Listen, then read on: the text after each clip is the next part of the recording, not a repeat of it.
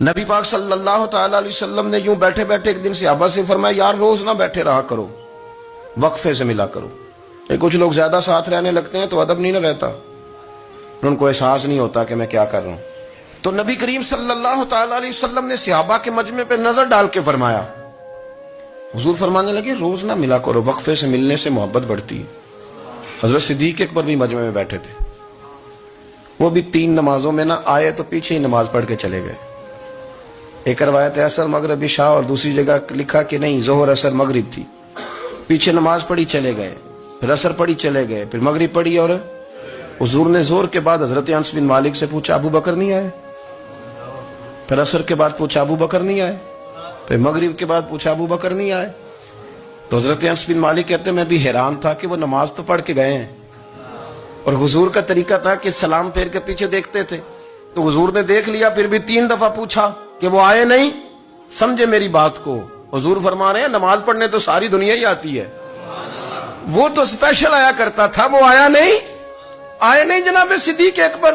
تو حضرت انس کہتے میں نے جا کے دروازے پہ دستک کی، حضرت انس قریب رہتے تھے نا حضور کے، تو نبی پاک کے لاڈلے تھے، تو پھر لوگ بھی ان کا لاڈ دیکھتے تھے کہ یہ حضور کا قریبی ہے۔ تو کہتے میں نے دروازے پہ دستک دی تو حضرت ابو بکر صدیق فرمانے لگے کیسے آئے ہو؟ میں نے کہا یار آپ چنگے سیانے بندے، حضور نے 3 دفعہ پوچھا ہے، 3 دفعہ پوچھا ہے۔ تو حضرت سیدنا ابو بکر صدیق دوڑے آئے، حضور حکم ہو؟ تو نبی کریم نے فرمایا یار سارا دن تو نظر ہی نہیں آیا، تو کدھر تھا تو؟ سارا دن ملا ہی نہیں۔ اللہ کرے آپ کے اس جملے کے حسن کی سمجھ آئے۔ آپ دیکھیں جو چاشنی یہاں ٹپک رہی ہے، جو وقار یہاں ٹپک رہا ہے، ذرا اس کا مزاج تو دیکھیں، اور یار تو نظر ہی نہیں آیا سارا دن۔ تو حضرت صدیق اکبر کہتے ہیں کوئی بات بھی نہیں تھی پر میں رو پڑا۔ میں نے کہا حضور آپ نے تو فرمایا تھا کہ ذرا وقفے سے ملا کرو، محبت بڑھتی ہے۔ تو حضور فرمانے لگے ابو بکر میں نے کہا تھا پر تجھے تو نہیں نہ کہا تھا، تو کوئی اور تھے جن کو کہا تھا، تجھے تھوڑا کہا تھا، اور اتنے بڑے جملے نہیں ملیں گے۔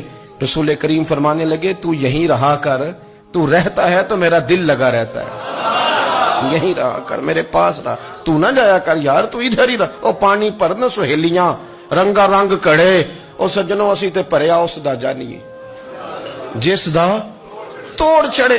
آپ ذرا اس لطف کو آپ دیکھیں، اس ذائقے کو۔ میرا دل کرتا ہے کہ میں یہ حدیث نہ لوگوں کی روحوں تک اتار دوں۔